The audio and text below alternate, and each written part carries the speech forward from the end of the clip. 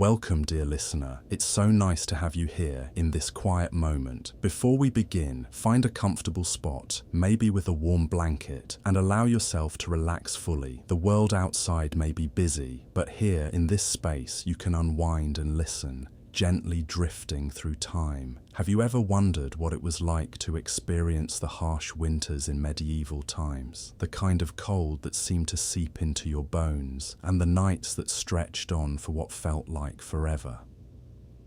Let your imagination wander as we step back into an age when winter was more than just a season. It was a challenge to survive. Picture yourself for a moment in the middle of a medieval winter. The year is somewhere between the 12th and 14th centuries, and the world you know is vastly different. No central heating, no electric lights. Instead, there are only the pale flicker of candlelight and the crackling warmth of a hearth. Outside, the snow has fallen thick and deep, covering the land in a quiet, cold blanket. You're inside a small stone cottage, the kind where the air smells faintly of wood smoke and damp earth. You can feel the coolness of the walls, even though the fire burns low in the hearth. The wind howls outside, whipping the snow against the windows. It's a fierce, biting wind, and the night stretches on for hours. As you pull your woolen cloak tighter around your shoulders, you realize that warmth here is a precious thing, something to be savored, something that must be shared by everyone in the room. You hear the crackling of the fire, the rhythmic sound of someone knitting beside you, and the soft murmur of voices. The world outside is a harsh place, but inside you and your companions are safe. How do you think the long, cold night shaped the rhythm and mindset of village life? The extended darkness and biting winds urged villagers to gather close, fostering an atmosphere where patience and endurance became second nature. Daily lives grew attuned to the measured ticking of candle flames and the hush of the world outside, instilling a quiet resilience and teaching people to find brightness within themselves and their communities. In medieval times, winter was not just a season, it was a battle for survival. The days were short, often leaving little daylight to work in the fields. The nights were long, stretching through endless hours of cold. Without the comforts we now take for granted, central heating, insulated homes and cozy blankets, the medieval winter was a time of struggle, both physical and emotional. The cold was something that could not be ignored. The wind, as it whipped through the narrow streets of the village or howled through the cracks in the walls, was relentless. The chill would seep into your bones, making even the simplest tasks feel more difficult. It was a time when every scrap of warmth was fought for and every fire was cherished. But there were ways the people of this time found to cope with the cold. It wasn't just about surviving, it was about making the best of it, finding warmth in community and in small rituals. In the evenings, families would gather around the fire, sharing stories, singing songs, or simply sitting in the shared warmth. The heat from the fire was comforting, but it wasn't enough to keep the cold at bay forever. Woolen blankets were spread thick over beds, and even then the chill of the stone floors often crept up through the floors. When the cold became unbearable, people would huddle together, sharing body heat to stay warm through the night. Still, it wasn't just about staying physically warm. The winter months were also a time for reflection and a slower pace of life. With the fields resting under a blanket of snow, the days were quieter. People took time to rest, to mend clothing, and to prepare for the coming spring. It was a time for stories, for slowing down, and for finding comfort in the familiar faces and the warmth of the fire. The isolation that came with winter could be heavy, especially for those living in rural areas far from others.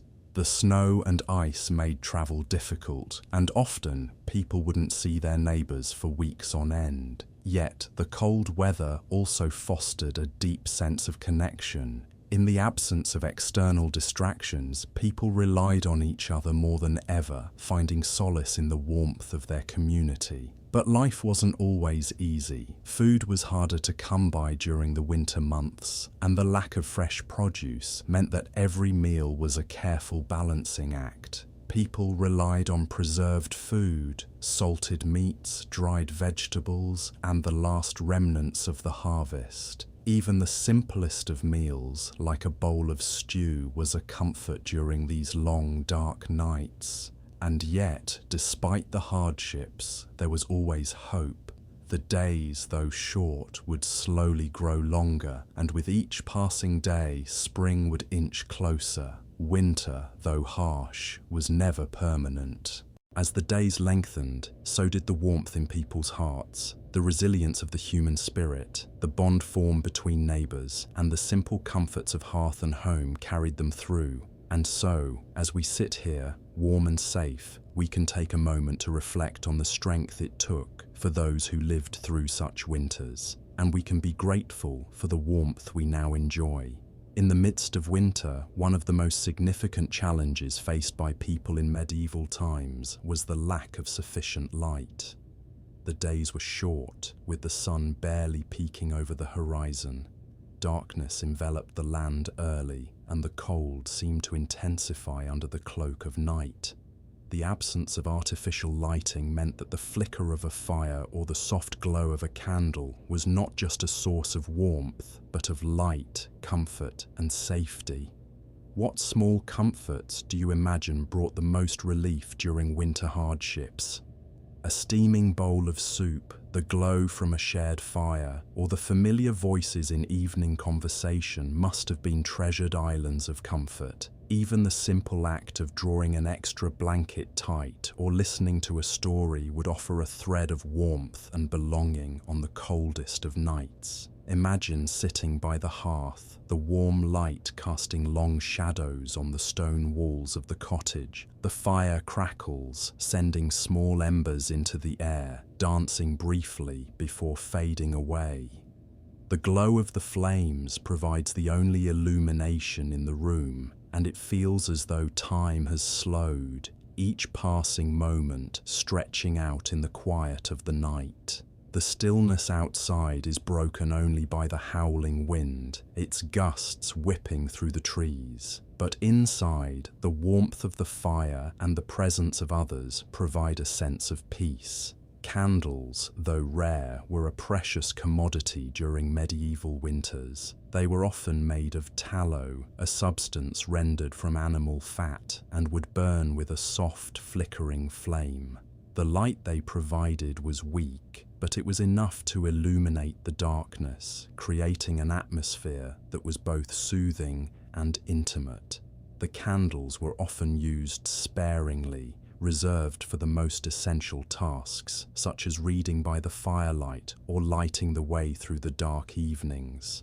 The nights could feel long, and the cold outside only seemed to intensify the sensation of time stretching endlessly. In the absence of modern comforts, such as electric lights or central heating, every small comfort was cherished. People huddled together, drawing warmth from each other as the fire burned low. The warmth from the hearth was shared by everyone, as families or communities gathered in close quarters to protect themselves from the cold. Sleep during these long nights was never entirely restful. The cold seeped through the walls, through the floors, and under the doors. Woolen blankets, though thick and comforting, could only do so much to keep the chill at bay. Often people would sleep close to the fire, or even alongside one another, in an effort to share body heat. The cold nights were a reminder of the fragility of life, of how dependent people were on one another for survival. Yet, even in the harshest of conditions, the human spirit was resilient. People found ways to adapt, to make life bearable, even in the dead of winter. The slow pace of life allowed for moments of introspection and rest, and in the quiet, people learned to appreciate the small things, the warmth of the fire, the sound of the wind outside, the company of those closest to them. These small comforts became lifelines during the long months of winter. The sense of community was vital during these harsh times. People in villages often depended on one another for support, whether it was sharing food, providing warmth, or simply offering companionship during the long nights. In many cases, people would help one another by trading goods such as wool, food, or firewood. The bonds forged in these cold months were not just about survival, they were about mutual care and the deep understanding that no one could endure the winter alone. Rituals, too, helped people navigate the hardships of winter. There was a rhythm to life during these months, a sense of knowing what needed to be done and when. Even though the days were short and the weather was harsh, there was still a sense of purpose. People would prepare for the upcoming seasons by mending clothes, repairing tools, and taking stock of their food supplies. This preparation was not only practical, it gave people a sense of control over their environment, even when the world outside seemed uncontrollable. The winter months also brought with them a sense of stillness that was both isolating and peaceful. The world outside was blanketed in snow, the fields silent under their white cover. There was little movement in the landscape save for the occasional animal tracks in the snow or the distant sight of a traveler making their way through the wilderness. In this stillness, people often found time for reflection, for connecting with their own thoughts, and for creating a sense of inner peace. As the days gradually grew longer and the sun began to return, there was a renewed sense of hope. The cold, though still present, no longer had the same hold over the people. The promise of spring was a beacon on the horizon, a reminder that winter, no matter how severe, would eventually give way to new life. The first signs of the changing season, the budding of trees, the return of migratory birds, and the warming of the air brought a sense of renewal and possibility.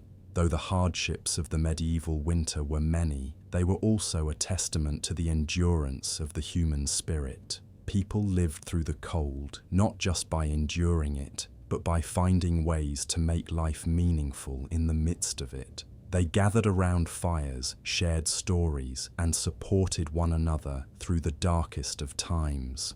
In the end, it was these small, quiet moments of connection and warmth that made all the difference, helping them to survive until the warmth of spring finally arrived. As the final days of winter passed, people could feel the change in the air. The cold was no longer as biting, the wind less harsh. The earth began to stir beneath the snow, and soon the first green shoots would break through the ground. The cycle of the seasons, ever constant and ever true, reminded them that even the harshest winters would eventually come to an end.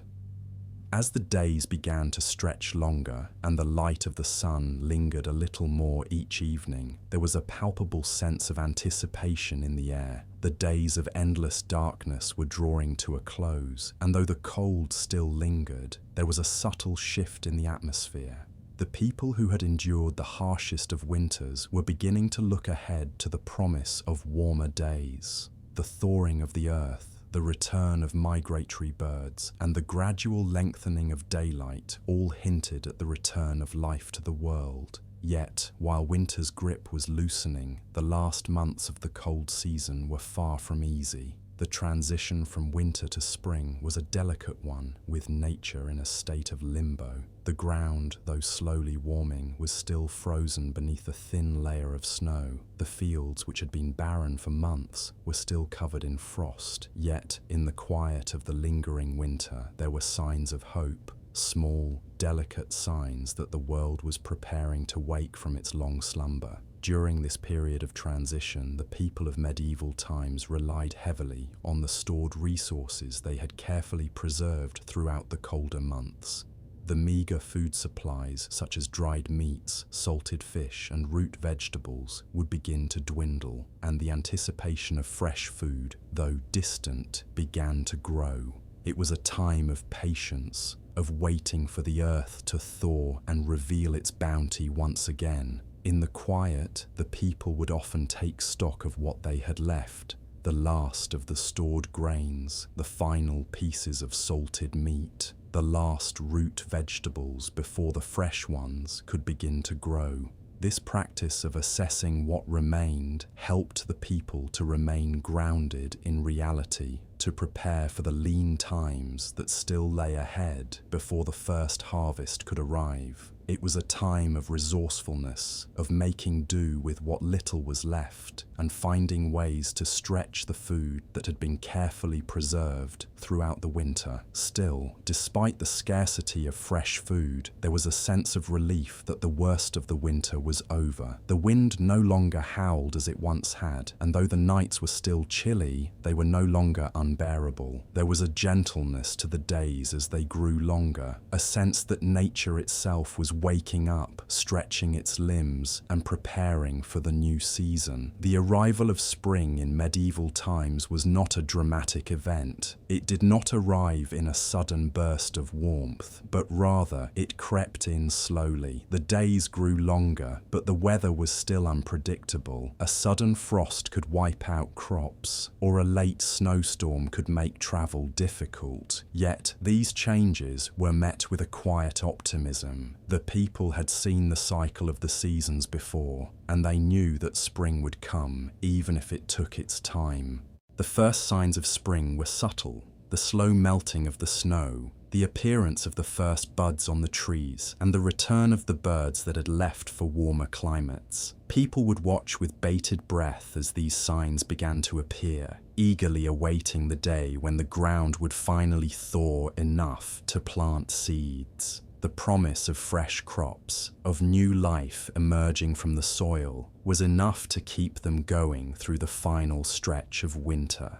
During this time, the rhythm of life began to shift. The slower pace of winter, with its long nights and quiet days, gave way to the busier, more energetic pace of spring. The tasks of the new season required more activity, clearing fields, preparing the soil, and planting seeds. There was a sense of urgency now, as the people who had survived the winter focused their energy on ensuring that the coming months would bring enough food to sustain them through the next winter. How did villagers' connections support them through scarcity and isolation? It was these ties, kin and neighbor alike, that provided strength when supplies waned and hope flickered low.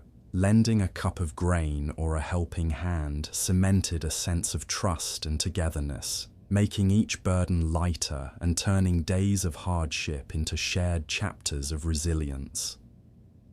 The community too began to stir as the days grew warmer. Neighbors who had been separated by snow and cold for months began to reconnect. People would gather together to share news, to exchange goods, or simply to enjoy the first warmth of the season. These social moments, though often brief, were essential to the well-being of the community. The bonds formed during the long winter months were now strengthened by the shared labor of preparing for the new season. Though the cold had been harsh, the warmth of the coming spring provided a sense of renewal. There was a collective hope that the challenges of winter would soon be forgotten, replaced by the abundant life of the warmer months. Yet, even in the midst of this hope, there was an understanding that the land would continue to demand hard work. The people knew that their survival depended on their ability to work the land, to nurture it, and to care for it as it slowly came back to life. Even in the early days of spring, there were still challenges to face. The weather, though milder, was unpredictable. A late frost could destroy the crops, and the land still needed careful tending. The people had learned to take nothing for granted. They knew that each year brought its own set of difficulties, and that the rewards of spring would require patience and perseverance. In the evenings, as the sun set later and the days grew warmer, people would gather once more around the hearth. The fire, which had been a constant companion throughout the winter, now took on a different significance. It was still necessary for warmth, but it was also a place of reflection. The crackling of the fire reminded people of the challenges they had faced and the hope they now held for the future. As the first green shoots began to appear in the fields, there was a sense of accomplishment. The hardships of winter were still fresh in their memories, but the sight of new life, of the promise of fresh crops and warmer days, was enough to fill their hearts with gratitude. They had made it through the worst of the cold, and now they could look forward to the abundance that spring would bring. The transition from winter to spring in medieval times was not just about the changing of the seasons. It was about survival, resilience, and the deep connection between the people and the land. Each season was a reminder of the cyclical nature of life, of how the harshest of winters would eventually give way to the warmth of spring. The struggle, though difficult, was always worth it in the end. In what ways might the land's slow transformation through the seasons inspire hope? Each green shoot or thawed patch of ground heralded new possibility, nature's subtle reminders that hardship is not eternal. Watching snow recede, feeling the sun linger, villagers could breathe more easily, drawing assurance from the certainty of change and the promise of future abundance. As the first signs of spring began to take root, there was a distinct shift in the air. The earth, still damp from the melting snow, seemed to exhale a sigh of relief, slowly releasing the grip of winter. The faint smell of fresh earth mixed with the remnants of wood smoke from the hearth, carrying with it the promise of new life. The people who had endured the long, harsh winter could now sense that the seasons were changing, their patience finally beginning to bear fruit. The thawing of the land brought with it a renewed sense of purpose. The soil, which had been frozen solid for months, was now softening, and with every day that passed, it became more and more possible to begin the work of planting. The long wait for fresh food was coming to an end, and there was a palpable eagerness in the air as people began to prepare their fields for the new crops. But it wasn't just the work that changed with the seasons. The energy of the people themselves seemed to shift. The slow pace of winter, where every action had been measured and deliberate, gave way to the busier rhythm of spring. The quiet of the long winter nights was replaced with the hum of activity, the hurried planting of seeds, the clearing of fields, and the mending of fences and tools. It was a time of renewal, of rebuilding what had been worn down by the cold, and of preparing for the harvests that would sustain them for the rest of the year. As the sun rose higher in the sky, the workdays grew longer. There was more to be done now, but there was also a certain joy in it. The promise of fresh food, the anticipation of what the coming months would bring, made the work feel lighter, even though it was just as exhausting as it had been in the winter. The days, though still cool, were filled with the sounds of labor, the rhythmic thud of a hoe breaking through the earth, the rustle of leaves as they began to bud on the trees, and the distant calls of birds returning from their migrations. The work was not easy, but it was necessary. The medieval world, though harsh in many ways, was also one of incredible resilience. The people knew that their survival depended on their ability to work with the land, to nurture it, and give it time to recover after the long winter. They had learned over the years that spring was a time of hard work, but also a time of hope. The earth would provide if they gave it the attention it needed. In the villages, the air began to buzz with the excitement of the changing season. People would gather in the evenings, their faces flushed from a hard day's work, to share news and catch up on each other's lives. These moments of connection, though simple, were crucial in fostering a sense of community. In a time when survival often depended on one's neighbours, these bonds were as essential as the work being done in the fields. Even the smallest signs of spring were celebrated. The first flowers that bloomed, the first green shoots that pushed their way through the thawing soil. These were moments of triumph. It was as though the people were being reminded, in small ways, that life was still possible, that even after the coldest and most brutal of winters, there was always hope for renewal. As the snow completely melted away and the earth began to dry out, the villagers began to assess their supplies. The stored food, though it had sustained them through the long winter months, was now nearly gone. The salt-preserved meats and dried vegetables that had been carefully rationed were now used up, and there was a palpable sense of relief that fresh crops were just on the horizon. Yet, even as the promise of new life arrived, there was a lingering awareness of how fragile that life could be. The return of spring did not mean that life would be easy. The weather was still unpredictable, and the crops, though eagerly planted, were not guaranteed. There was still the threat of late frosts, of pests, and of drought, but with each passing day, the villagers grew more confident that they would be able to handle whatever came their way. They had survived the worst of winter, and now, with the return of the warmth and light, they would face the challenges of the new season with the same resilience. This period of renewal wasn't just about the earth, it was about the people as well. The sense of community, of working together, was perhaps even more vital now than it had been in the winter.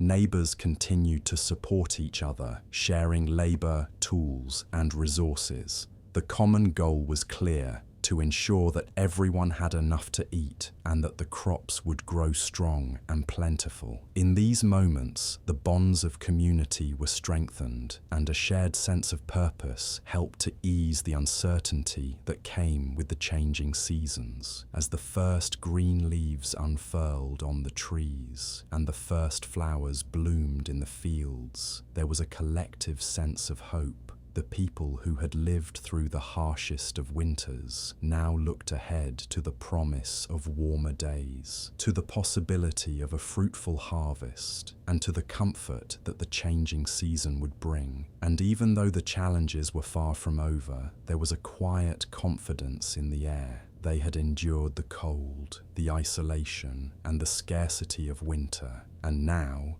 with spring arriving in earnest, they were ready to embrace the warmth and the abundance it would bring. The earth, now fully awake from its long winter slumber, was teeming with new life. The once barren fields were beginning to show promise. Green shoots began to push through the soil, slowly breaking free from the grip of the cold that had held them captive for months. The air was filled with the sounds of birds returning from their migrations, and the ground, soft and fertile, welcomed the new growth. The signs of spring were everywhere, each one a reminder of the cyclical nature of life, that after every harsh winter there would always be a rebirth. Yet, the promise of spring was not just about the return of warmth, it was also about the hard work that still lay ahead. The early days of spring were a time for preparation, for tending to the land, and for ensuring that the crops would grow strong and healthy. The villagers worked tirelessly, their hands sore from the labour, their bodies weary, but their hearts full of hope. They knew that this was the time when their survival depended on their ability to nurture the land, to plant the seeds, and to tend to the growing crops. As the days grew warmer and the sun's rays became more consistent, the land began to show signs of its readiness for the planting season. The people worked together in groups, planting crops in carefully planned rows. They would gather in the mornings and work well into the afternoon, their bodies moving in harmony with the rhythms of the earth. There was a sense of unity in the work, a quiet understanding that their efforts would determine the outcome of the year. The land, though generous, required attention, patience, and care. In addition to the planting, there were other tasks to be done. The homes needed to be repaired after the harsh winter, and the tools that had been used to tend the fields had to be mended and sharpened. The long months of isolation had left the community feeling somewhat distant, and now, as the days grew longer, there was a renewed sense of connection. Neighbours would stop by each other's homes to check on their progress, share a meal, or offer help with the work. This exchange was vital, as the work of spring was too much for any one person to do alone. The bonds formed during the harshest of winters were now being strengthened by the shared labour of spring.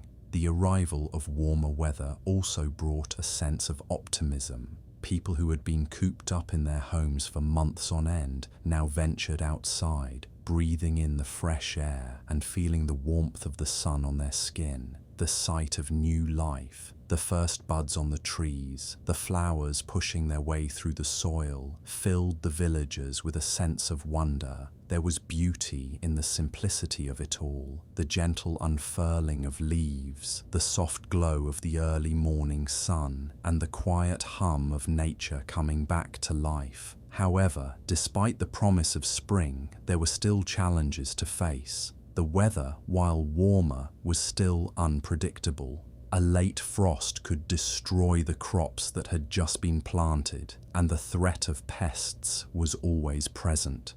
The work was grueling, and the people knew that there was no guarantee that the harvest would be abundant. Yet, there was something about the arrival of spring that made all of this seem possible. The land, after all, was a partner in their survival. It had provided for them in the past, and with careful tending, it would continue to do so.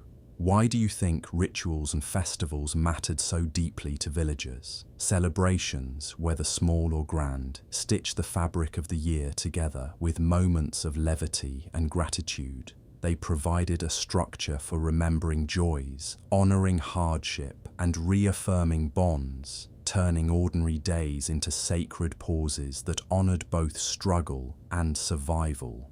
Each day that passed brought the community closer to the day when the crops would be ready to harvest. And though there was still much work to be done, there was a growing sense of confidence. The harsh winter was now a distant memory, replaced by the promise of abundance. The fruits of their labour, though not yet visible, were being planted with each seed. The land, with its fertility and resilience, would respond to their care, and in time it would provide everything they needed to sustain them through the coming months. The excitement of the new season was palpable, and as the days continued to warm, the community began to turn its attention to the upcoming months.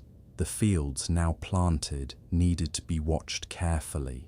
The people worked together to tend to them, making sure the soil remained fertile, the weeds were cleared, and the crops were protected. There was a rhythm to the work, a pattern that would continue for as long as the seasons would allow, and through it all, the people found comfort in the shared task, in the knowledge that they were not alone in their efforts. In the evenings, after the day's work was done, the fire would be lit once again, and the people would gather together, tired but content. The days were long, but they were filled with purpose. There was a deep satisfaction in knowing that they were actively shaping the future, that they were making the most of the opportunities that spring had to offer, and as the fire crackled and the warmth of the hearth surrounded them, there was a sense of peace in the knowledge that they were part of something much larger than themselves, a cycle of life, death, and renewal that had been repeating itself for generations. With each passing day, the people of the village grew stronger, not just physically, but in spirit. They had weathered the worst of the winter, and now they were on the cusp of something beautiful. They had worked together to bring about this moment, and now, as the earth bloomed around them, they could look forward to the promise of a rich harvest. It was a reminder that, even in the face of adversity, there was always the possibility of growth, renewal, and the joy that came from working in harmony with the land. As the days grew warmer and the crops began to sprout from the earth, there was a renewed sense of hope in the village. The early signs of life were everywhere. The trees were budding, the birds were singing their songs, and the once frozen soil now yielded to the hands of those who worked it. It was as if the land itself had been reborn, and with it, the spirits of the people. After months of enduring the long, harsh winter, this moment of renewal felt like a victory. The work was far from over, however. The seeds that had been planted in the rich, dark soil needed to be tended to, and there were still many tasks that demanded attention. The early days of spring might bring the promise of warmth and growth, but they also brought with them a series of challenges that could easily undo the hard work of the past months. The weather remained unpredictable, and while the sun shone brightly, the risk of late frosts lingered, threatening the tender new shoots that had begun to push through the ground. The people worked tirelessly, checking their fields daily for signs of pests or damage. They knew that every small decision, every careful adjustment to the way they tended to the crops, could make the difference between a good harvest and a poor one. As much as they had hoped for a bountiful spring, they understood the fragility of life and the unpredictability of nature. It was a humbling reminder that nothing was guaranteed, no matter how much effort was put into the work. But as the days wore on, the village began to show signs of life beyond the fields. The long isolation of winter had taken its toll, and now, as the weather warmed, people started to gather more often. The community began to feel more connected again, with people stopping by one another's homes, sharing news and exchanging goods. The work of planting and caring for the crops was shared by everyone, and the sense of unity that had been forged during the long, dark months of winter was now paying off. It was clear that they were all in this together, their fates intertwined as they worked to ensure a future for themselves and their families. Evenings spent by the fire were still a time of solace, though the fire no longer held the same central role as it had during the winter. Now, it was a place of gathering, a place to rest after the long days spent outdoors. The warmth of the hearth still provided comfort, but the sounds of the village had changed.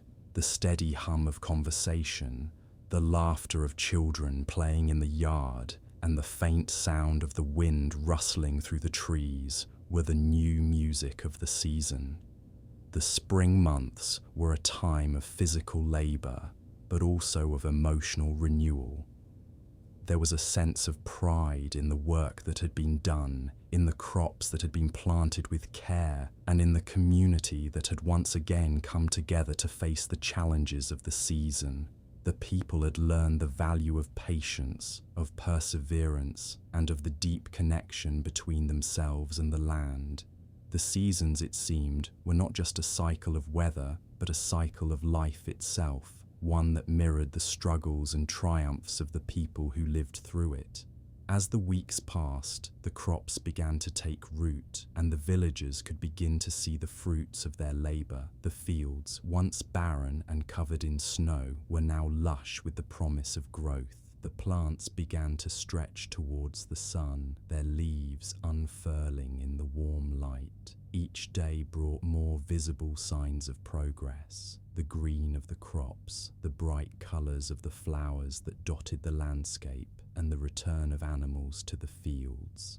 But even in the midst of this promise, there was still work to be done. The crops needed constant attention, weeds had to be pulled, irrigation systems had to be checked, and the soil needed to be kept fertile. The villagers continued to work side by side, their hands calloused from the labour, but their hearts filled with hope. The days were long, but the work felt purposeful. Each task completed brought them closer to the ultimate goal, a plentiful harvest that would sustain them through the winter months to come. The pace of life had shifted from the quiet, slow days of winter to the busy, bustling days of spring. There was a sense of urgency in the air, a need to make the most of every moment before the seasons changed again. Yet there was also a deep satisfaction in the work, a quiet understanding that everything they did was in service of something much larger than themselves. It wasn't just about surviving the present, but about securing a future, about ensuring that the community would continue to thrive for generations to come. With every passing day, the promise of a good harvest seemed more certain. The land, though it had tested them in the past, was now offering its reward. The people had been patient, and now they were reaping the benefits of their hard work. The fruits of their labor were growing, and with them the community's sense of unity and strength. As the season shifted, so too did the people. The harshness of winter had forged them into a resilient community, and the promise of spring's bounty was the reward for their collective efforts. The journey from winter to spring had been long, but it had been one filled with moments of connection, of hard work, and of shared triumphs. It was a reminder that, no matter how difficult the seasons of life might be, there was always the possibility of renewal, of growth, and of hope. As the early days of summer arrived, the fruits of the people's hard work began to take shape. The once barren fields were now vibrant with crops growing tall and strong, their leaves shimmering in the sunlight. The earth, which had been so cold and unforgiving just a few months ago, had transformed into a fertile, life-giving force. The villagers walked through the fields, their faces turned towards the sun, the heat of the season finally bringing with it the relief they had longed for. The transformation of the land was a testament to their perseverance. What had once been a bleak landscape covered in snow was now a tapestry of green, a living, breathing ecosystem that reflected the strength of the people who had tended it. Every row of crops, every flower that bloomed, was a symbol of their resilience. It was a reminder that even after the harshest winters, there could be renewal, growth, and abundance. With the arrival of summer, the work didn't stop. The crops that had been planted with such care now required constant attention. The villagers had learned that the harvest was not something that could simply be counted on. It had to be earned. The weather, still unpredictable, could turn at any moment. A dry spell, an unexpected storm, or a plague of insects could undo all the hard work they had put in. The people knew that their survival depended not just on their efforts, but on the whims of nature itself. The days were long, and the work was demanding. The villagers moved with determination, knowing that the rewards of their labor were close at hand. They worked together, each person focused on a particular task, but always aware of the others around them. There was a sense of unity that had been forged in the darkest days of winter, and now, as the warmth of summer surrounded them, that unity was even more evident. Whether it was tending to the crops, repairing tools, or gathering food, the people worked side by side, each one contributing to the collective good. As the sun sank lower in the sky, casting a golden light over the village, there was a sense of fulfillment that settled over the people. The work was far from over, but the progress they had made was undeniable. The fields were lush, the animals were healthy, and the promise of a bountiful harvest was now within reach. There was a quiet pride in their hearts, knowing that they had not only survived the winter, but had worked together to create a future that was full of hope. At night, when the day's work was done, the village settled into a peaceful rhythm. The fire, though no longer the central source of warmth, was still a gathering place where people shared stories of the day, laughed and rested. The air, filled with the sounds of crickets and the distant calls of nocturnal animals, was warm and soothing. The cold of winter, which had once been so oppressive, now felt like a distant memory replaced by the gentle warmth of the summer evening. It was a time of abundance, a time of connection, and a time of reflection. The people knew that the challenges were not over, that there was still work to be done, but there was a deep sense of gratitude for the progress they had made. The land, though demanding, had been generous. The crops, which had been carefully nurtured from the moment the first seeds had been planted, were now flourishing, and with each passing day, the harvest drew closer. The days of summer, though filled with hard work, also brought moments of joy. The community celebrated the progress they had made, often gathering for simple meals, music, and conversation. They marveled at the transformation of the land, the beauty of the crops, and the steady progress of the seasons. Life, which had once seemed so uncertain during the harsh winter months, now felt full of promise. The villagers had learned to adapt, to work with the land, and to appreciate the small moments of happiness that each season brought. As they moved forward, they carried with them the lessons of the past, that no hardship was permanent, that there was always a new season on the horizon, and that resilience, patience, and hard work were the keys to survival. Now, as the summer continued to unfold, the villagers could feel the satisfaction of a job well done. The long days of work had led them to this moment where they could look out over the fields and see the tangible results of their efforts. The crops were growing strong, the community was thriving, and the promise of a successful harvest was within reach. There was still much to be done, but the people had come a long way. The land, once a barren stretch of snow and ice, was now alive with the promise of abundance. The hard work of the past months had paid off, and the future looked bright. As the warmth of summer deepened, the land seemed to pulse with energy. The crops, once tiny seeds buried deep in the soil, had now grown tall and strong, their leaves reaching toward the sky in a celebration of the work that had gone into nurturing them. The fields, once covered by snow, were now a rich patchwork of green and gold, teeming with life.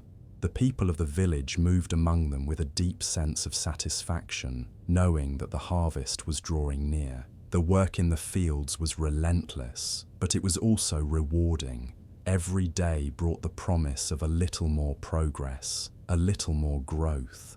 The villagers spent their days in the warmth of the sun, carefully tending to the crops, watering them, and protecting them from the elements. It was not just about the act of planting, it was about ensuring that the plants reached their full potential. The work was slow and steady, but with each passing day, the plants grew taller and the fruits of their labor became more apparent.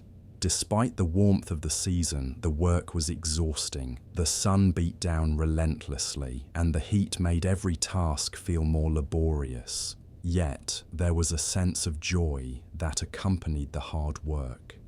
The fields were alive, and the people were part of that life. Working in harmony with the land, there was something deeply satisfying about watching the crops grow, knowing that the hard work of the past few months was finally coming to fruition. The once distant promise of a bountiful harvest was now just around the corner. The heat of summer brought with it a different rhythm. The long days stretched on, the hours blending together as the villagers moved between their fields, their homes, and the communal tasks that needed to be completed. The air was filled with the sounds of life, the rustling of leaves, the chirping of birds, the hum of insects busy at work. It was a constant reminder that the land was full of potential, and it was their responsibility to nurture it, to protect it, and to bring it to life. In these moments, the fire still played a role in bringing people together. The warmth of the flames, the crackling of the wood, and the quiet hum of conversation provided a sense of comfort and community. Though the days were long, the nights were still peaceful, filled with the quiet sounds of the countryside. The fire had become a symbol of both warmth and unity, a place to come together after a hard day's work and share in the simple pleasures of life. The land, once cold and unforgiving, had transformed into something vibrant and alive. The crops, nurtured with care and attention, now stood strong in the fields, their colours bright against the backdrop of the summer sky. The village, too, had chow, but even in the busiest of times, there were moments of rest. As the sun began to set, painting the sky with hues of orange and pink, the villagers would gather together, their tired hands resting after a long day of work. There was a quiet beauty in these moments, the sound of laughter shared over a simple meal, the stories told under the fading light, and the knowledge that they had come a long way from the cold, dark days of winter. Yet there were still challenges to face. The weather, while warm, was unpredictable, and the threat of pests and diseases still loomed over the crops. The people knew that the harvest was never certain until it was in hand. But despite these challenges, there was a quiet confidence in the air. The work of the past months had laid the foundation for a successful harvest, and with each passing day, the people grew more certain that their efforts would pay off. The final stretch before the harvest brought a sense of anticipation. The crops were nearing maturity, and the villagers could already taste the rewards of their labour. The work was far from over, but there was a palpable sense of pride in the air. The land had responded to their care, and the harvest that was soon to come was a reflection of their hard work, their patience, and their resilience. As the summer days grew longer and the harvest loomed closer, the villagers found themselves reflecting on all that they had accomplished. The long winter, with its biting cold and isolation, now felt like a distant memory. The hardships of the past were balanced by the promise of the future, and the hard work of the present was a reminder that, with effort and care, even the most difficult of seasons could yield abundance. And as the sun set on another day, casting its golden glow over the village and the fields, the people felt a deep sense of contentment. The work was not yet finished, but they had come a long way. The journey, though long and filled with challenges, was leading them to a place of plenty. And with each passing day, they were one step closer to the harvest that would sustain them through the coming months. As the days grew warmer and the first signs of the harvest appeared on the horizon, there was a shift in the atmosphere. The once busy days in the fields, filled with planting and nurturing, had now given way to the excitement of gathering the fruits of their labor. The air was thick with anticipation, and each day seemed to pass more quickly as the villagers readied themselves for the work ahead. The crops, now fully matured, stood tall in the fields, their rich colors signaling the beginning of the harvest season. The wheat was golden, the vegetables were ripe, and the fruit trees were heavy with their bounty. The people had worked tirelessly to get to this point, and now, as the earth offered its rewards, there was a sense of unity that ran deeper than ever before. This was a time of communal effort, where every hand was needed to bring in the crops to reap what had been so carefully sown. The rhythm of life shifted again as the villagers began to gather in the fields, their focus now on harvesting what they had nurtured for so long. The once green crops had turned to gold, their stalks bending under the weight of the grain. The trees were heavy with apples, pears, and plums, their branches reaching down towards the ground as if offering their fruits in a quiet gesture of thanks. The soil, rich and dark, had transformed into a patchwork of crops, each one offering its own harvest, its own promise of sustenance for the months to come. The work of the harvest was intense. Each day, the villagers worked from dawn until dusk, their bodies moving with purpose, their hands deftly gathering the bounty that the land had provided. There was a quiet excitement in the air as people worked together, side by side in the fields. The sense of accomplishment was palpable. The crops they had carefully tended to had grown strong and healthy, and now they would be gathered and stored for the winter months ahead. As the harvest progressed, there were moments of joy amid the hard work. Laughter echoed through the fields as families worked together, children running between the rows of crops, gathering the fallen fruit or helping to bundle the grain. The sense of community that had been built during the long winter months had only deepened during the summer, and now, as the harvest approached its peak, the villagers were united in their efforts. It was a time for celebration, for coming together and sharing in the rewards of their labor. In the evenings, after the day's work was done, the village gathered around the fire once more. The long, exhausting days were over, and the warmth of the flames offered comfort to the tired bodies that had worked so hard. The fire, though no longer the sole source of warmth, remained a symbol of community and shared effort. It was here, by the fire, that the villagers would rest and reflect on the progress they had made, on the hard work that had brought them to this point, and on the promise of the winter months to come. The harvest, though far from easy, was a reminder of the resilience and strength of the people. They had survived the worst of the winter, endured the isolation, and worked tirelessly through the spring and summer, and now they were reaping the rewards of their efforts. The sense of gratitude that filled the air was overwhelming. The land, which had once been cold and barren, had come alive with abundance, and the villagers knew that they had done everything in their power to make this moment possible. But the work was far from done. As the crops were harvested, they needed to be carefully stored for the months ahead. Grain would be stored in silos, vegetables would be dried or pickled, and meat would be salted or smoked. The work of preserving the harvest was just as important as the work of gathering it.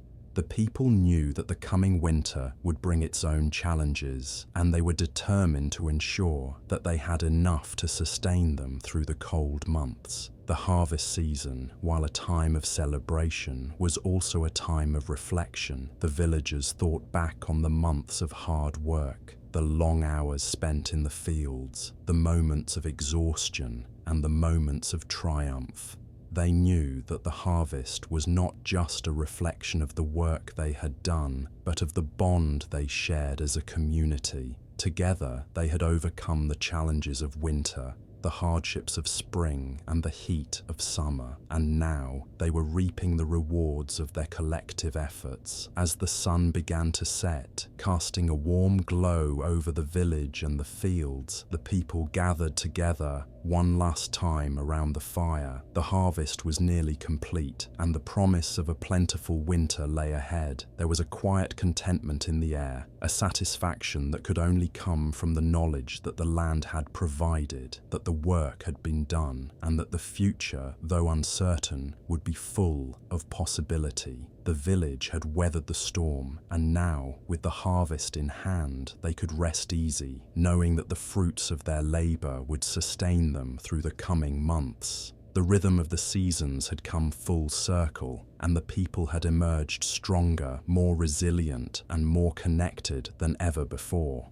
The harvest had filled the villagers with a sense of accomplishment, but the work was far from finished. The days, though now cooler, were still long, and there was much to do.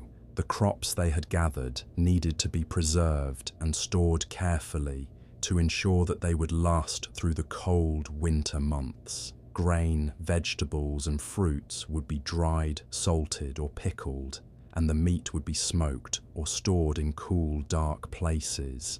Each task was vital, as it would determine whether they had enough to sustain them until the next spring. The preservation process was meticulous. Each crop had its own method of preservation, and the villagers knew the importance of getting it right. They worked side by side, storing food in barrels, hanging meat from rafters, and spreading herbs to dry. The air was filled with the scent of herbs and spices, the tang of salt, and the earthy fragrance of dried fruit. There was a sense of quiet satisfaction in the work, a knowledge that this preparation was as important as the harvest itself. Once the food was safely stored, the next priority was ensuring the survival of the village through the harsh winter ahead.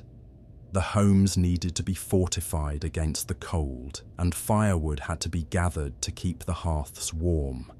The fire had always been the heart of the home, and its importance was never more evident than during the colder months. Without a steady supply of wood, the villagers would struggle to stay warm, cook their meals, and protect themselves from the biting cold. In the midst of this preparation, the community once again came together. They shared in the labor, helping one another with the heavy lifting, the gathering, and the preservation. The relationships forged in the winter months of hardship were now strengthened by the shared responsibility of preparing for the next season. There was a quiet sense of pride in their work, a pride that came from knowing that every task, no matter how small, played a part in ensuring the survival of the entire village. While the harvest was a time of abundance, it was also a time of reflection. The long days of hard work had taken their toll, and the villagers, though proud of what they had accomplished, were also weary.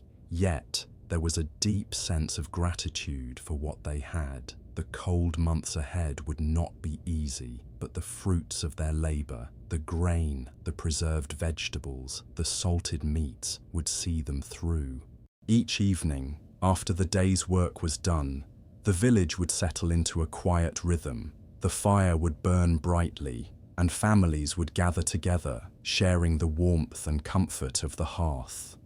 The nights were longer now, and the cold outside was a constant reminder of the fragility of life. But inside the homes, there was a sense of safety, of togetherness, and of peace. The trials of the past months had brought them closer together, and now they could rest, knowing that they had done all they could to prepare for the coming winter. The village was alive with the energy of the harvest, the work of preservation, and the knowledge that the worst of the cold season was yet to come. But with each task completed, the sense of security grew. The people had learned how to work with the land, to rely on one another, and to find strength in the rhythm of the seasons. The hardships of the winter were inevitable, but now, with the fruits of their labor stored away, there was a sense of peace in knowing that they were ready for whatever came their way. As the nights grew colder and the first hints of frost began to appear on the ground, the village slowed. The frantic pace of the harvest and the preparations gave way to a quieter time. The work, though still important, was less urgent. Now it was a time for reflection, for rest, and for the warmth of family and community. The long winter nights would bring their own set of challenges, but for now there was comfort in knowing that they had done everything possible to prepare. The fire would burn steadily through the long nights, the warmth of its glow, a reminder of the strength that had carried them through. The people of the village, though weary, were content. They had worked together, endured the seasons, and now they were ready for whatever the winter would bring. The cold nights began to settle in, and the village, now prepared for the winter, shifted into a quieter pace. The harvest was complete, the food preserved, and the homes fortified against the coming chill. The fire crackled softly in each hearth, providing warmth and light to the homes that now felt snug and secure. The once bustling fields were now still, their bounty gathered and tucked away, waiting to sustain the villagers through the coming months. Winter, while inevitable, was not something to fear. The villagers had faced it before and had learned how to endure its harshness. They knew the rhythm of the cold months, how to work with the seasons, and how to find comfort in the simplest of things. There was a certain beauty in the stillness of winter, a peace that came from knowing that, though the world outside was frozen, the warmth of the hearth and the company of loved ones would keep the darkness at bay. As the days shortened and the nights stretched longer, the village began to quiet. The once busy streets were now empty as people stayed indoors, content with the warmth of their homes and the light of their fires. The world outside was blanketed in snow, the cold wind howling across the landscape. But inside the cottages, life continued in its own gentle way. The work of winter was quieter now, focused on small tasks, mending clothes, knitting blankets, and preparing simple meals from the stores that had been gathered in the fall. Even in the midst of winter's stillness, there was a sense of purpose. The people knew that the cold months were a time for rest, a time to recharge after the hard work of the warmer seasons. But it was also a time for reflection and planning. As the fire burned low and the snow drifted outside, the villagers took stock of their lives, of the seasons that had passed, and of the future ahead. They thought of the land, of the crops they would plant come spring, and of the work that would begin anew. There was a quiet optimism in these moments, a belief that, no matter how cold or dark the winter might seem, it would always give way to the promise of spring.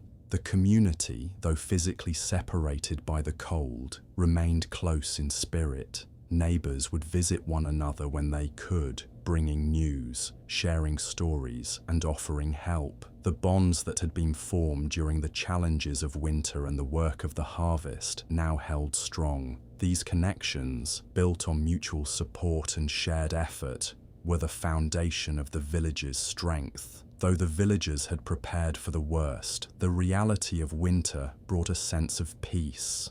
The hearths flickered with warm light, the simple meals provided nourishment, and the quiet nights allowed time for rest. There was a balance in this season of stillness.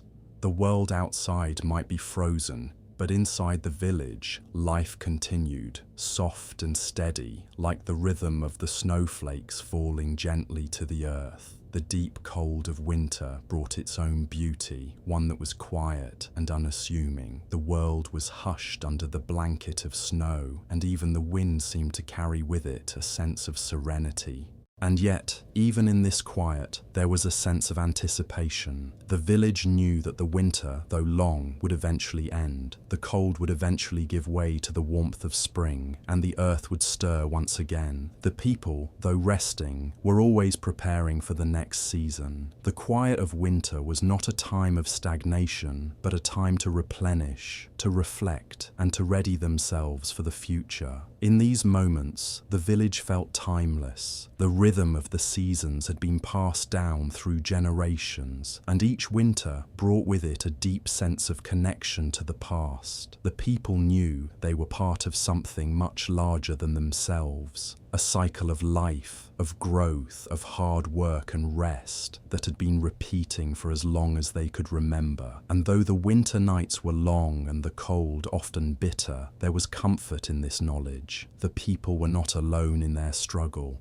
They were part of a tradition, a shared history that bound them to the land and to each other. As the winter months passed, the villagers would continue their quiet work. They would mend what was broken, strengthen what had been tested, and wait for the first signs of spring. The fire would burn brightly through the long nights, and the village would remain united, ready to face whatever challenges the new season would bring. In the stillness of winter, they had learned to appreciate the warmth of family, the comfort of community, and the promise of the land that would soon awaken once again. Winter's deep chill settled over the village, but with it came a certain quiet peace. The air was crisp, each breath sharp and clear as it cut through the silence of the snow-covered landscape. The days, though short, carried with them a stillness that seemed to embrace everything around it. The distant mountains, now capped with snow, appeared soft in their slumber, as if resting until the spring thaw. Inside the cottages, life moved slowly. The work that filled the earlier months had tapered off, leaving time for reflection and care. The villagers spent their days mending clothes, weaving blankets, and organizing their supplies. The warmth from the hearths was the beating heart of each home, its flickering glow offering comfort against the cold, the scent of wood smoke filling the air with familiarity. Even though the harshest part of winter had come, there was a sense of serenity in the quiet pace. The constant demands of planting and harvesting had slowed, and now the village could rest. The villagers allowed themselves the luxury of a slower rhythm, long evenings spent sharing stories by the fire, quiet moments with family, and a deeper connection to the traditions passed down through generations. The old stories, the folk tales shared in the warmth of the hearth became more than entertainment. They were reminders of the past, of how the village had endured through countless winters and how they would continue to survive together. Yet, beneath the tranquility, there was always the knowledge that the world was waiting to change. The earth, though frozen now, would eventually thaw and the land would stir once again. There was a quiet anticipation in the village, for though winter's grip was firm, it was not eternal. The people could feel the pulse of life beneath the stillness, as if nature itself was waiting for the right moment to awaken. Every so often, a small thaw would come, the sun's warmth melting patches of snow, hinting at what was to come. These brief moments of warmth were not enough to shift the season, but they were signs. The first buds would eventually appear on the trees, and the earth would begin its slow, steady thaw. These signs, though subtle, filled the villagers with hope, reminding them that life would return in time. While the snow blanketed the fields, the villagers turned their attention to other preparations for the seasons ahead. The preservation of food, now carefully stored in the cool, dark places of the homes, was almost complete. Each jar of pickles, each hanging bundle of dried herbs, and each stack of salted meat was a lifeline, a buffer against the hardships of the cold months. Every task, no matter how small, had meaning now. The efforts of preserving and storing were more than just preparation for survival. They were symbols of the community's strength, their foresight, and their enduring spirit. In these quiet moments, the village experienced a kind of togetherness that was only possible in winter. The cold outside, while fierce, had driven the villagers into their homes and hearts. No one was rushing, no one was hurrying to complete tasks before the nightfall. Instead, there was time to savor the simple things, the warmth of a blanket, the comfort of a shared meal, the sound of laughter echoing from a neighbor's house as people stopped by for a visit. The elder members of the village, who had lived through many winters, often shared their wisdom with the younger generations. They spoke of past winters, of how the village had survived times when the snow had piled higher, when food had been scarcer, and the cold more bitter. These stories, though filled with hardship, were also filled with triumph. They were the threads that connected generations, reminding the villagers of their resilience, their ability to survive together, and their deep connection to the land. Winter was a season of reflection, a time when the busyness of life slowed enough to allow for gratitude. The harsh cold, though difficult, was also a reminder of how far the villagers had come. They had made it through the worst of it, the deep frost, the long nights, and they had done so together. The sense of community, strengthened by their shared labor, was what had carried them through. Now, as the cold winds howled outside, they could feel the warmth of that bond filling their homes, a quiet assurance that whatever the future held, they would face it united. Even in the heart of winter, there was something to be grateful for, the promise that, in time, the cold would give way to the warmth of spring, just as the bitterest hardships would eventually give way to brighter days. And so, as the village rested, it did so with a quiet sense of peace, knowing that the strength of the past and the unity of the present would see them through until the first signs of new life returned to the land. With winter's deep chill enveloping the village, time seemed to slow, each day blending into the next in a quiet rhythm. The cold, though persistent, was not a source of fear. It was simply another season, one that brought its own kind of peace.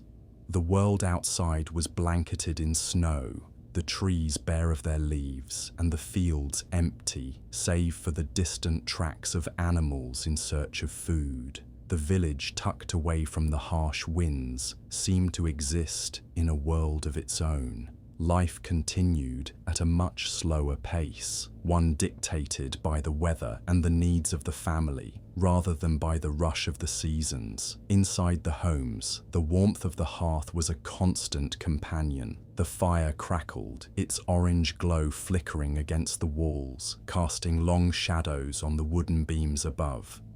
It was a time for stories, for memories shared by the fire. The elder villagers, with their faces lined with years of experience, would often gather the younger ones around to tell tales of winters long past. These stories were not just entertainment, they were lessons wrapped in the comfort of familiarity. The hardships they spoke of were always followed by the triumphs, reminders of how the village had endured and flourished despite the challenges.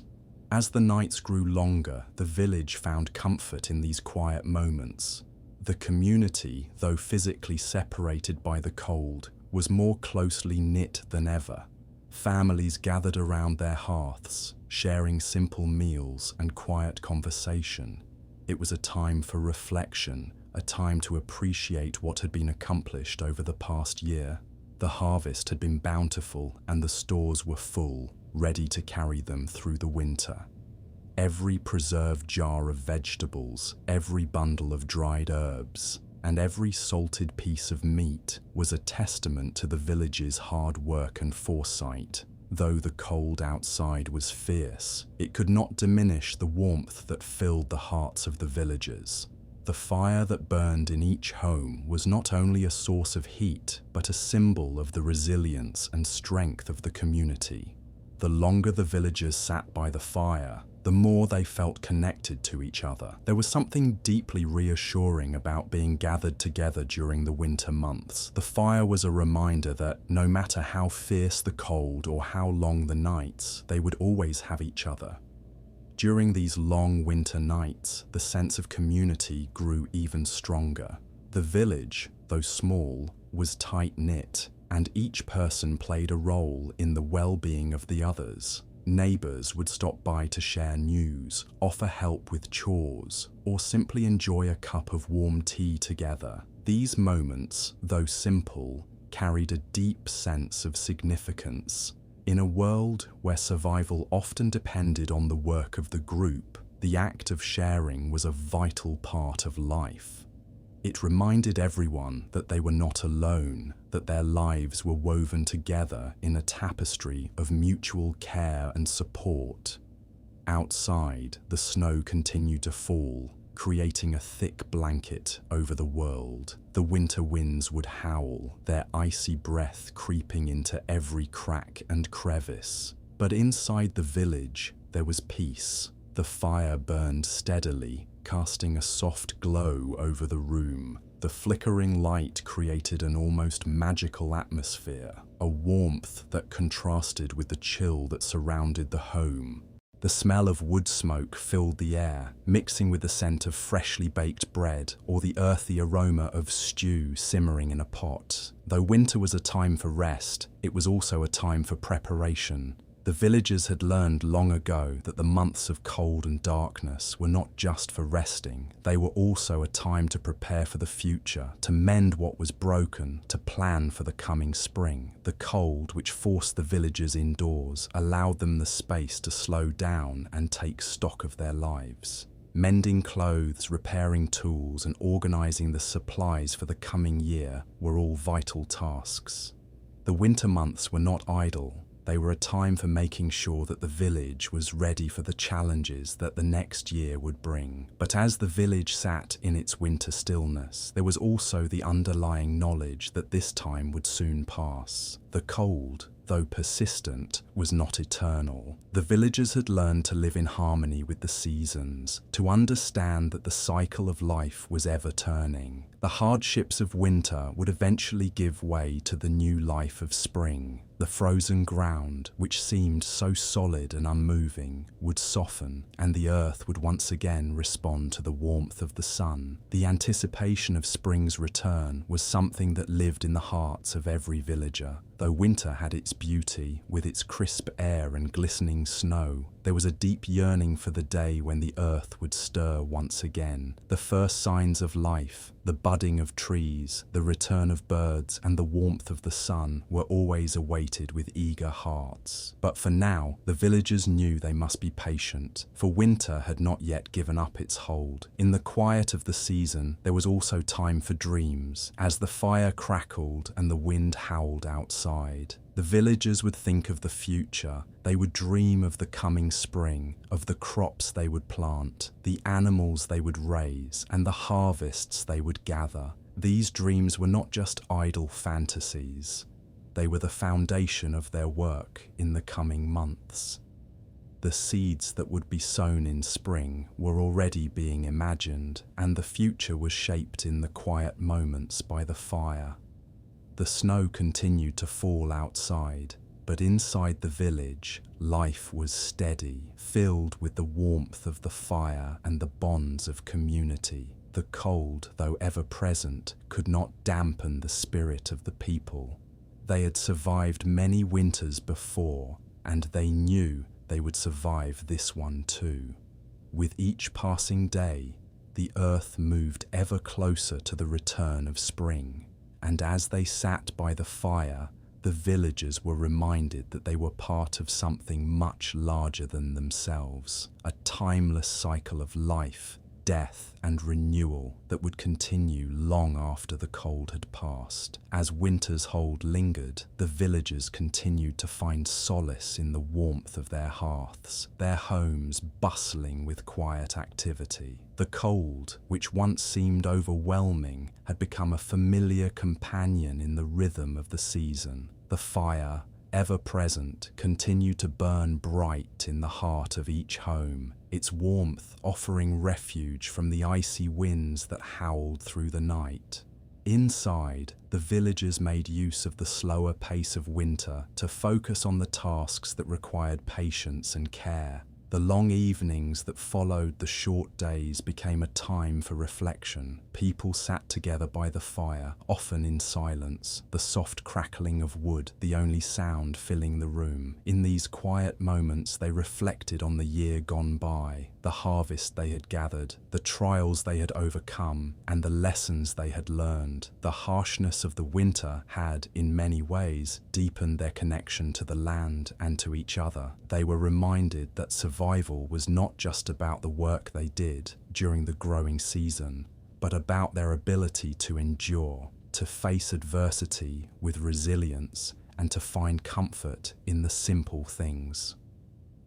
The villagers also took time to care for their tools, clothing, and homes. Their efforts throughout the year, including the hard labor of the harvest, had left some items worn and in need of mending. The men and women of the village would sit together in their homes, stitching up garments, sharpening tools, or repairing farming equipment. It was a communal activity in itself, the work done together bringing a sense of unity. The atmosphere was calm, but there was an underlying sense of productivity. Each task was done with purpose, ensuring that when the thaw arrived and life began anew, everything would be in good working order. On occasion, the villagers would gather for the rare moments of socializing that the winter allowed. It was not often that the cold months allowed for large gatherings, but when it did, the village came together in the warmth of someone's home.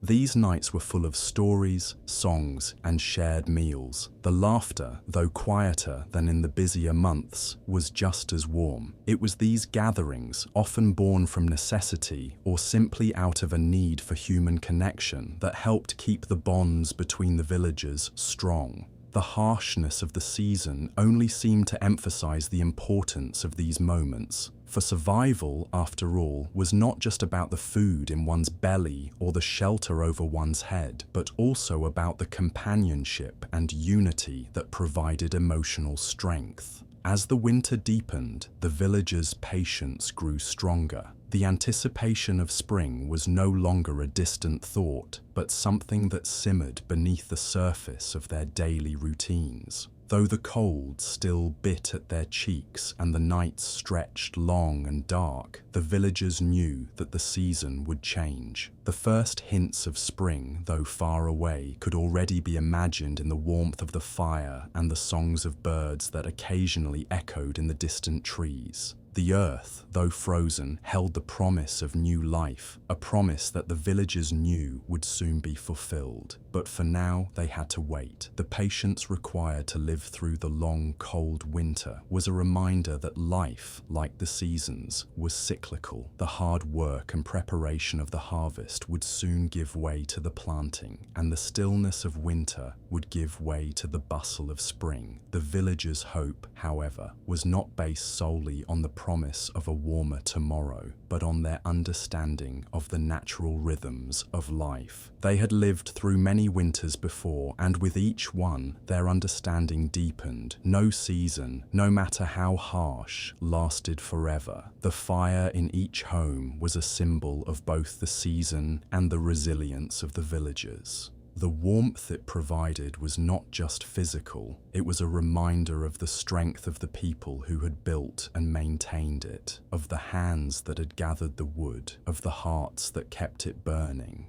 It was a simple thing, yet it was one of the most vital parts of life in the village. Without it, they would have nothing to fend off the cold, no means of cooking or warmth, and no light during the long nights. It was as if the fire itself carried the hopes and memories of the village. As the villagers carried on with their daily lives, they also maintained a quiet connection to the earth outside their windows. The soil, still frozen beneath the snow, held the memories of the crops that had once been planted, and in its silence, there was a promise of new growth. The farmers knew that beneath the cold surface, the earth was preparing itself for the season of renewal. The frost, which seemed so unyielding now, would eventually give way to the warmth of the sun, and the seeds that would be sown in the spring would push through the earth once again. In these quiet, introspective months, the villagers often thought of the land as an ally.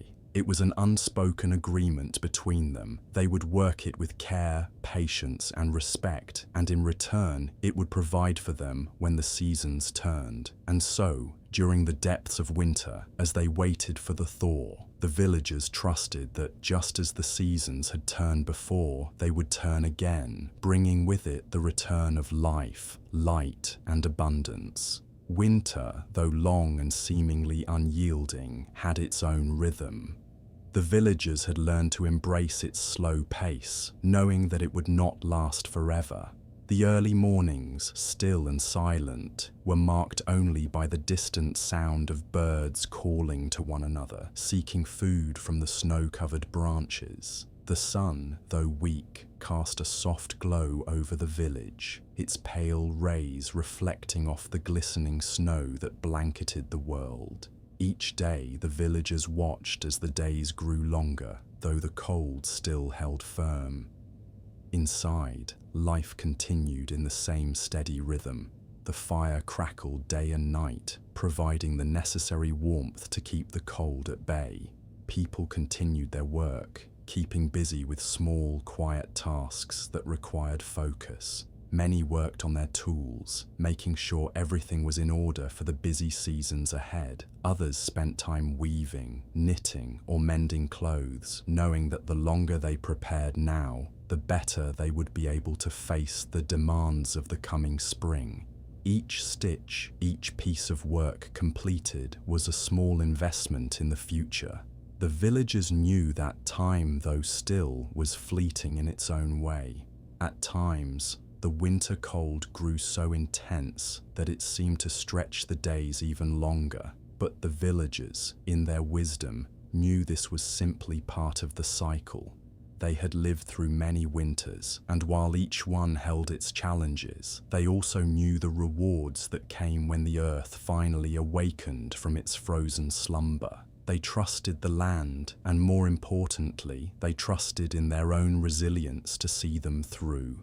The long, dark evenings provided opportunities for quiet reflection. Often, families gathered by the fire and shared stories of years past, remembering the struggles they had faced and overcome. These stories, full of both sorrow and triumph, reminded them of their collective strength and unity. The fire in the hearth was not just for warmth, but for the comfort of knowing they were part of something much larger than themselves, a timeless cycle of work, rest, and renewal. While the outside world remained stark and cold, life inside the homes remained full of care. Some villagers used the quiet of winter to tend to their animals, checking on them regularly and ensuring they had enough food. Others used the time to replenish the stores they had accumulated, perhaps by making more preserves or weaving additional baskets and containers to hold the food. Every effort made now would be a small part of the larger puzzle, ensuring that the village would not just survive the winter, but emerge from it stronger. In these times of rest and reflection, the earth was still present, even if hidden beneath layers of snow. The villagers felt a connection to the soil, even when it was frozen. They understood that the earth, though still now, would one day offer new growth. Their understanding of nature, the seasons, and the delicate balance of life shaped how they lived.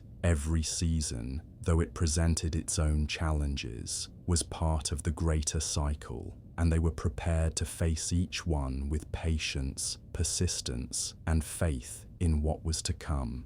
Winter's grip began to loosen as the days grew longer, but the frost still clung to the earth, making the air bite sharply when one stepped outside. The villagers, however, took solace in the knowledge that the cold would soon give way to warmth. The first hints of spring were already starting to make their way into the world. The cold wind may have swept through the village in harsh gusts, but the strength of the fire in their homes kept their spirits high. They could already begin to imagine the earth warming beneath their feet, the soil softening, and the first shoots of green appearing. It was a time to plan for the future, and as the cold still ruled the outside world, the villagers turned their attention to what the next season would bring. The plans they made now would determine the success of the coming harvest. They marked down what crops had done well in the past, which seeds they would need to plant, and where to focus their energy once the thaw finally came. Each decision they made, however small, was an investment in their future. Even the quiet moments of winter, when the world outside seemed still and frozen, were filled with purpose. The villagers knew they had to remain patient, but they also knew that soon enough they would be called into action. The thaw would come, and with it a flurry of activity, the sowing of seeds, the care for the young plants, and the preparations for the work to come. The long winter months, though restful, were simply the calm before the storm of springtime labor. The fire continued to crackle softly in each home, a constant companion in the village's stillness. The warmth of the hearth, though small in comparison to the great world outside, was enough to keep the cold at bay. And as the days passed, the villagers found themselves ever closer to the moment when the land would come alive again. They could already feel the stirrings of change, the earth shifting beneath the frost. In the quiet of winter, as the firelight flickered, the villagers knew that no season lasted forever. The stillness of winter would eventually give way to the energy and hope of spring, and until that time arrived, they would remain steady, working with the land, with one another, and with the cycles of life that had sustained them for generations. The first signs of change were subtle, almost imperceptible, yet the villagers couldn't help but feel the shift in the air. The long nights were beginning to shorten, and the first rays of sunlight seemed warmer,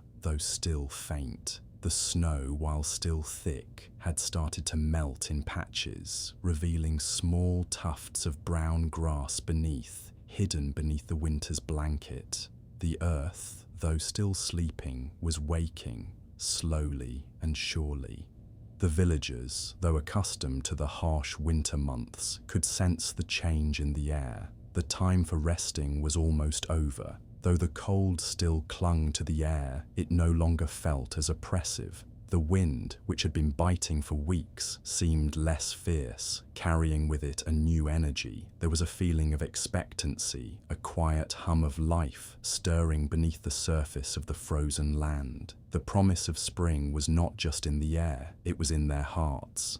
Even in these early moments, before the true arrival of spring, there was a renewed sense of purpose among the villagers. The quiet months of preparation were coming to an end, and now was the time to begin thinking ahead. They gathered together, discussing plans for the new season, what crops they would plant, which fields needed more care, and what improvements needed to be made to the tools and barns. The first steps of renewal were underway, and with it came the realization that their work would soon be more laborious.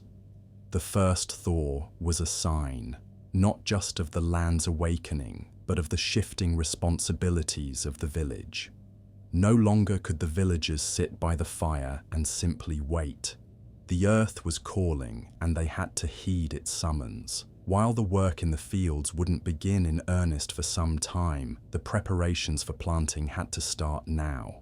There were fences to mend, tools to sharpen, and 1,000 small tasks that, though seemingly insignificant, were the foundation of the hard work that lay ahead. As the weeks passed, the ice began to loosen its grip. The earth, though still frozen, could feel the warmth of the sun creeping deeper into the ground. The snow began to recede, and the trickle of water could be heard running in the small streams and creeks, freed from its icy prison. It was as if the village itself was waking up from a long slumber, the slow melting of winter's hold, giving way to the renewal of life. The villagers went about their tasks, now with a sense of urgency that had been absent in the cold months.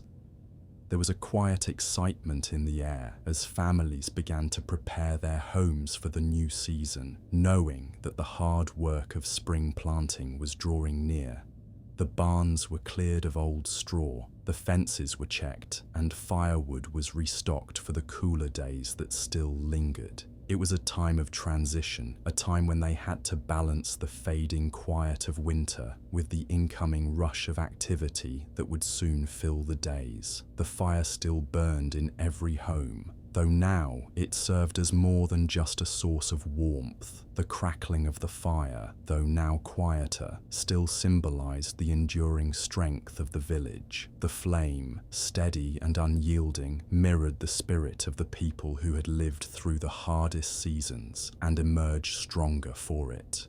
The fire became the center of the home, not just a place of comfort, but a place of reflection on what had been accomplished and what was yet to come. One by one, the villagers gathered to discuss their plans for the coming months.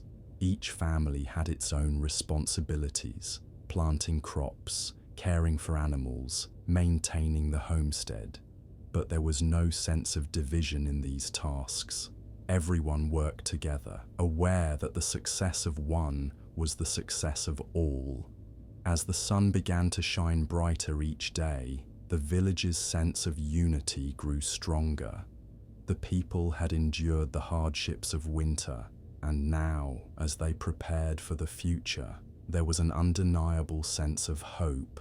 The earth was waking, the snow was melting away, revealing what had been hidden for months, the brown earth waiting for new growth. As the villagers worked together to prepare the land, they reflected on the year that had passed, the trials they had faced, and the strength they had found in each other. Every task, no matter how small, felt like a step toward the new life that would soon emerge. The first shoots of green were still weeks away, but the groundwork for that transformation was being laid right now. The air had grown warmer now, the first true signs of spring brushing against the village like a soft promise. The days, though still cool, were beginning to lengthen noticeably, and the sun felt different as it bathed the land in its gentle warmth. The snow had receded further, leaving behind patches of earth that, though still damp and cool, were beginning to stir. That either community had learned over the years that the seasons were not just about surviving, they were about thriving. And thriving, as they had learned, required both patience and perseverance. They had faced the bitterest cold, the darkest nights, and the loneliest months. Yet, with each passing season, they had grown stronger, more united, and more resilient. Now, as the first hints of spring peeked through the last remnants of snow, the villagers knew that they were ready for whatever challenges the new season would bring. The quiet days of winter were fading, and the busy days of planting, growing, and harvesting would soon take their place. And as the earth softened beneath the warm sunlight, the villagers couldn't help but feel a sense of awe for the incredible cycle of life that they were a part of, the work they had done, the hard winters they had survived, the crops they had tended to. All of it was part of something much larger. The land had its own rhythm, its own flow, and the villagers were simply players in that great, unbroken cycle. The village was busy with preparations. Every household was alive with activity as each person began their individual tasks. The men and women who had spent the winter mending clothes, repairing tools, and gathering food now found themselves in the fields, readying the soil.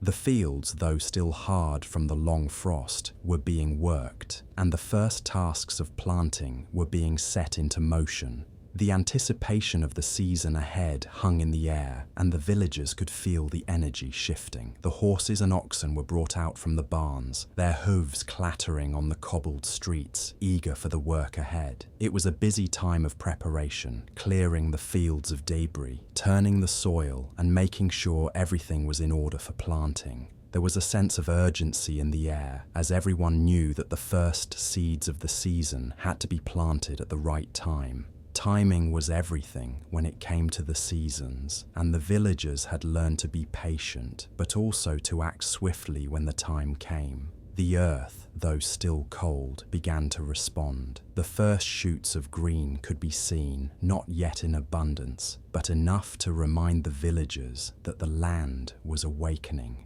The trees, once bare and silent, began to show their first signs of life. Tiny buds appeared on the branches, and the first flowers began to poke through the soil.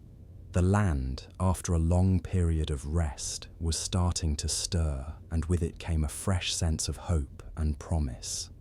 The work in the fields was demanding, but there was joy in it.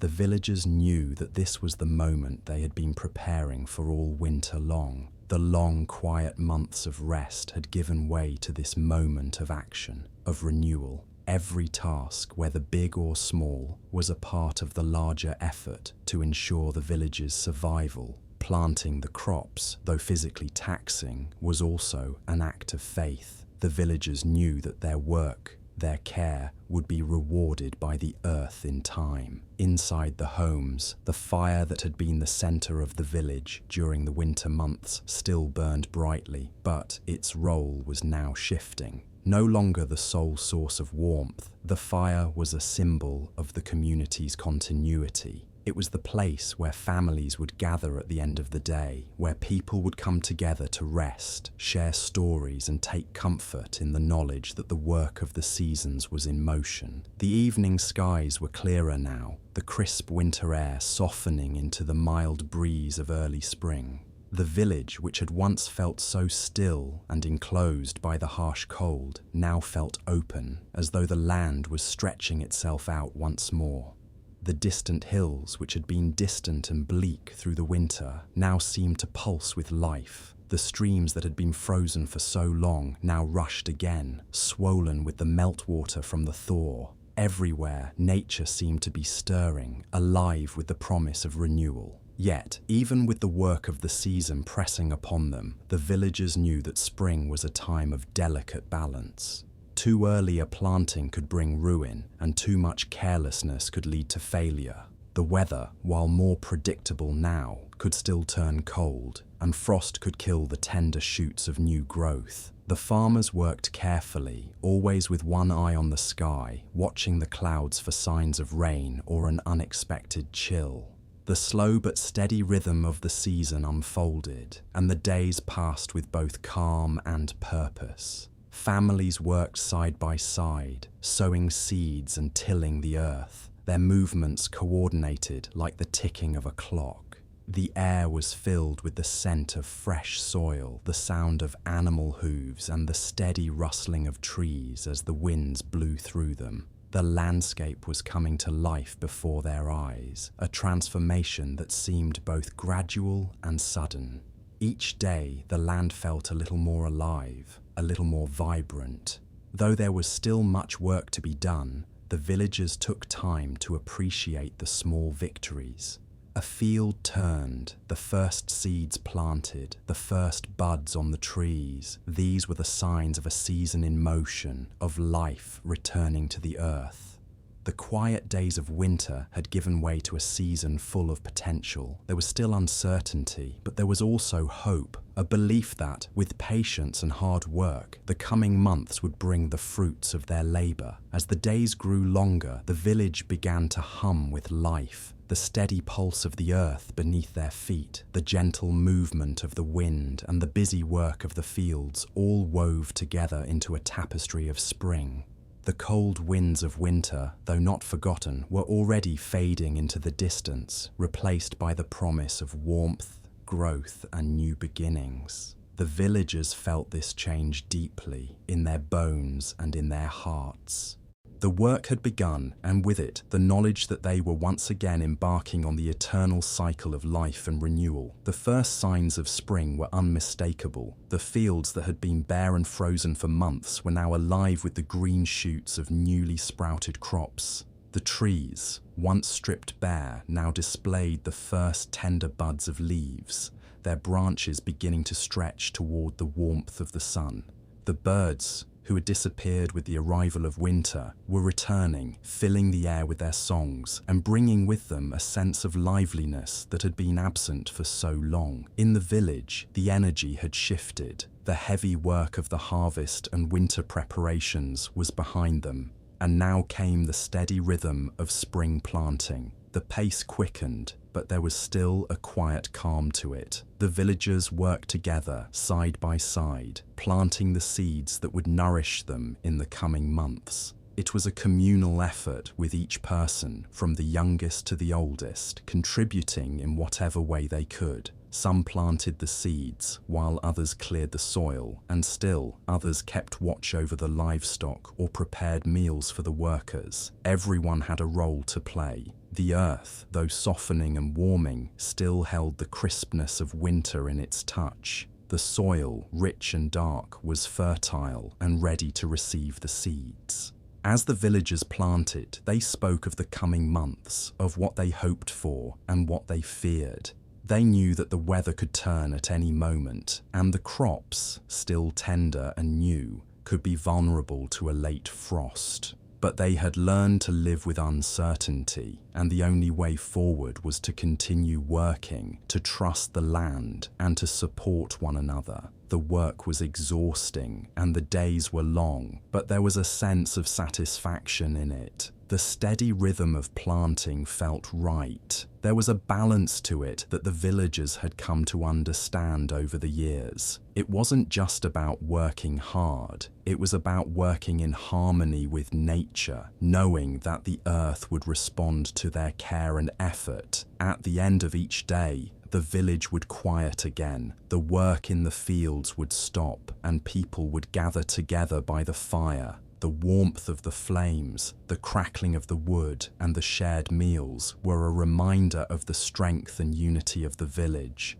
The long winter months of isolation now seemed distant, replaced by this deep sense of togetherness. It wasn't just the hard work that had brought them together, it was their shared hope, their faith in the future, and their understanding that they were all part of something larger than themselves. The days began to lengthen, and the warmth of the sun became more constant. The villagers could feel the difference in the air as the cold winds gave way to the softer breeze of spring. The streams and rivers, which had been choked with ice, now flowed freely again, their waters clear and sparkling. The snowmelt had turned the earth into a rich, muddy expanse, a perfect environment for growth. The once grey landscape was now alive with colour, the green of the first grass, the yellow of early flowers, and the soft pink of the budding trees. But despite the beauty of the season, the villagers remained mindful of the challenges ahead. They knew that while spring brought new life, it also demanded hard work. There would be long, hot days in the fields, tending to the crops, and the threat of pests, drought, or disease was always present. They would face moments of uncertainty, of doubt, as they always did. But for now, there was something to look forward to. Something tangible and real, the fruits of their labour, the harvest that would sustain them through the coming year. As the sun set each evening, painting the sky with hues of pink, purple and orange, the villagers sat in their homes, reflecting on the day's work. The soft glow of the fire illuminated their faces, and for a moment, everything seemed still. The busyness of the day, the labour in the fields, and the worries about the future were set aside, and they could simply be present with one another. They knew that the days ahead would be full of work, but for now, there was peace in the simple act of gathering together.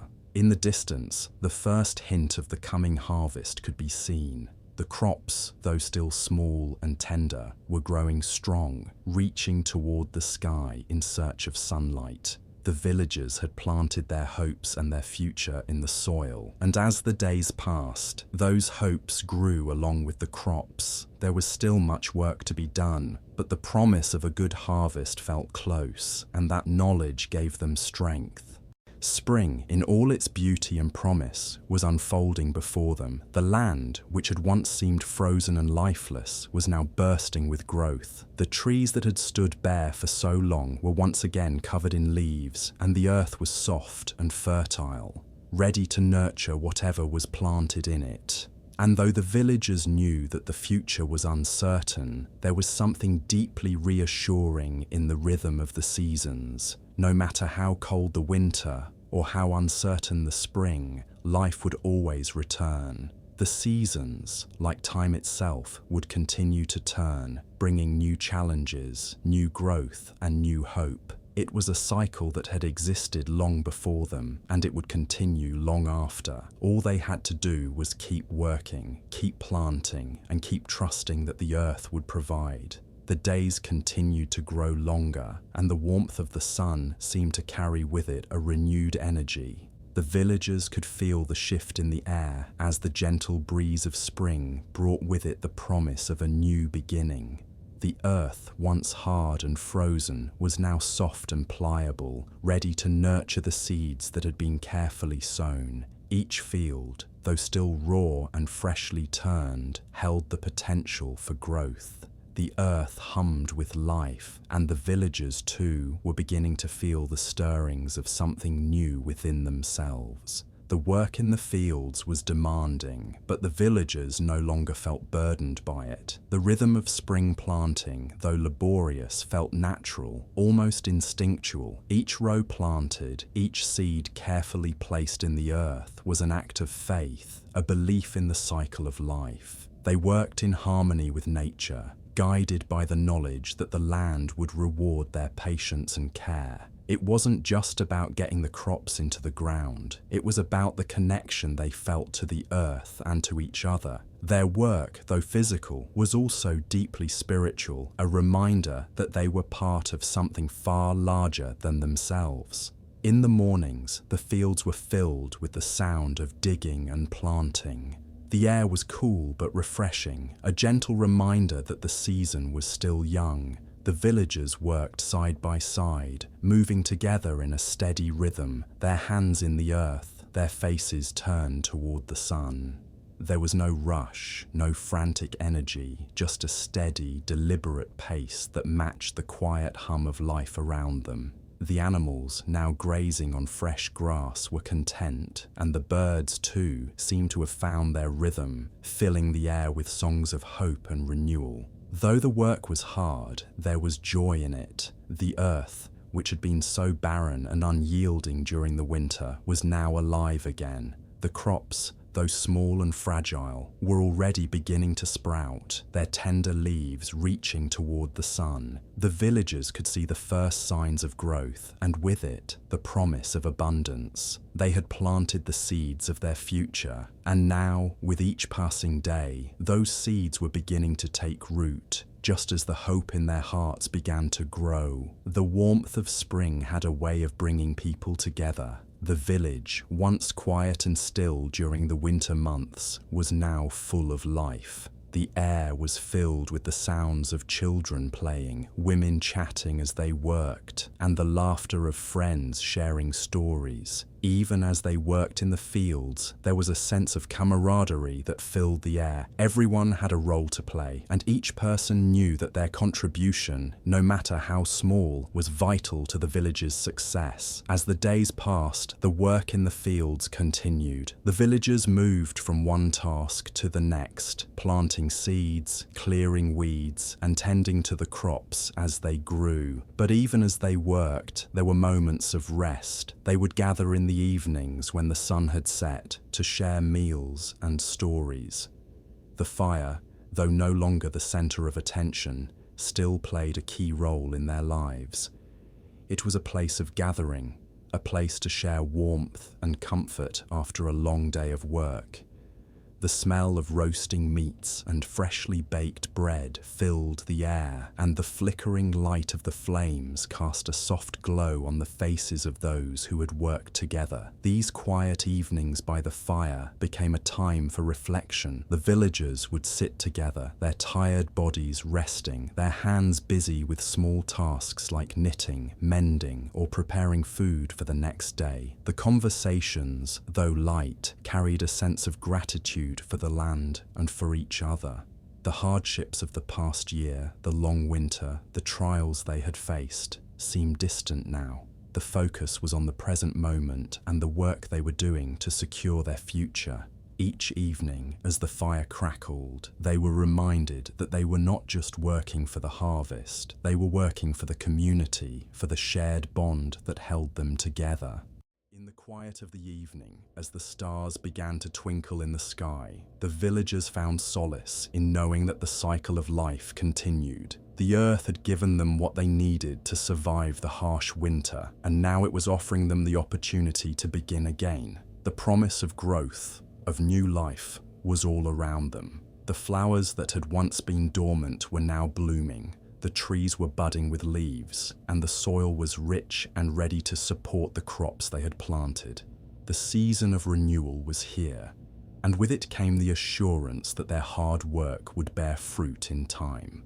The villagers knew that the coming months would be filled with challenges. The weather could change at any moment, and there were always uncertainties that came with the growing season. But for now, they had everything they needed. They had each other, they had the land, and they had the steady rhythm of the seasons to guide them. The hardships of the past year, though not forgotten, were already fading into the distance, replaced by the energy of spring. As the days stretched into full spring, the village seemed to pulse with the rhythm of life. The fields, once barren and frozen, were now lush with green, the crops growing tall and strong.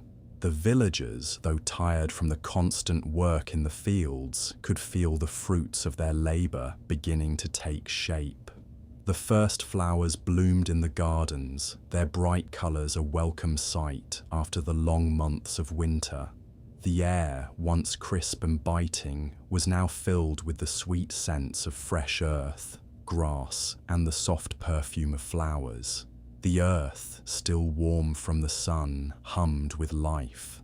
The crops, once tiny seeds, were beginning to grow, their tender shoots reaching upward. The The village was alive with the energy of the new season, and the villagers worked together to ensure that it would be a season of plenty. As they moved through the fields, planting, nurturing, and tending to the land, they could feel the promise of the harvest taking shape, slowly but surely. Each step they took, each seed they planted was a small victory, a reminder that the work of today would ensure the abundance of tomorrow. As spring stretched into its full glory, the village became a vibrant reflection of the earth itself, alive, growing, and full of promise. The warmth of the sun and the fresh, earthy scent of the soil brought with them a sense of hope, a sense that the challenges of the past had been overcome and that a new chapter was beginning. With each passing day, the land grew. Hey, if you enjoyed the video, don't forget to like, subscribe, and press the bell icon so you never miss an update. Thanks for watching.